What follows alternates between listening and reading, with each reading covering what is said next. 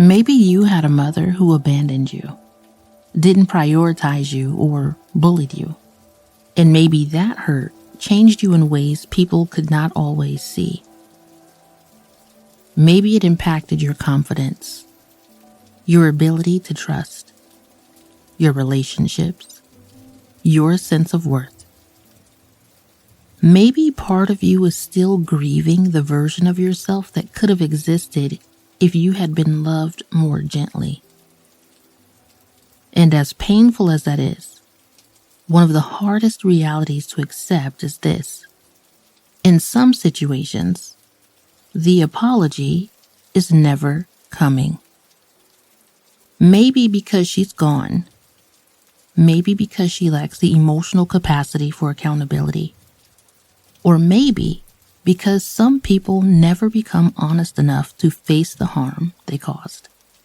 And eventually, there comes a moment where a person has to decide, do I carry this pain forever?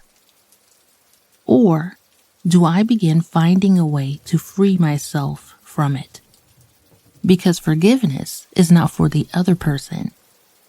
It is for you, for your peace of mind, for your ability to move forward without carrying the same emotional burden forever. No, it may not feel fair. But sometimes healing begins by accepting reality for what it is. Instead of exhausting yourself waiting for people to become who they may never choose to become. And truly, I'm sorry that happened to you. But changing them may not be possible. Finding peace despite what happened, that becomes your work to do.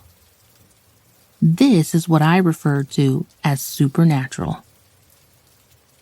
When most people hear that word, they think of ghosts, spirits, or things beyond human understanding.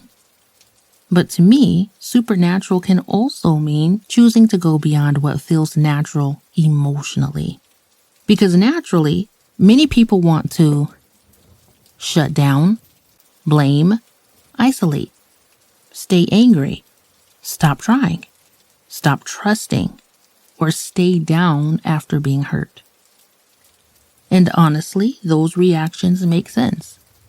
But there is something deeply powerful about doing the harder work anyway. The harder work of standing face to face with pain and unpacking it, even though you did not cause it. The harder work of refusing to let suffering permanently harden you. Yes, it is unfair. But so is continually sacrificing yourself, overexhausting yourself, choosing solitude over companionship because trusting others no longer feels safe. Peace is not impossible. For many people, it is simply unfamiliar. When you've spent so much of your life earning love, proving worthiness, and preparing for disappointment, softness feels uncomfortable. Being cared for can feel suspicious. Receiving help can feel undeserved. Stillness can feel unsafe. And your nervous system no longer knows how to rest. And yet, healing often asks people to learn what they were never taught in the first place. How to receive. How to trust. How to be cared for without feeling indebted for it. How to stop apologizing for existing. And somewhere in that healing process, another difficult truth. Our mothers are human too. Not perfect, not limitless, not always emotionally equipped. Sometimes young, sometimes wounded, sometimes surviving while trying to mother at the same time. Understanding this does not suddenly make harmful experiences harmless. It is possible for two truths to exist at once. That hurt me, and they may have been hurting too. Forgiveness. Because carrying anger forever can become another form of emotional imprisonment. Forgiveness does not always mean reconciliation.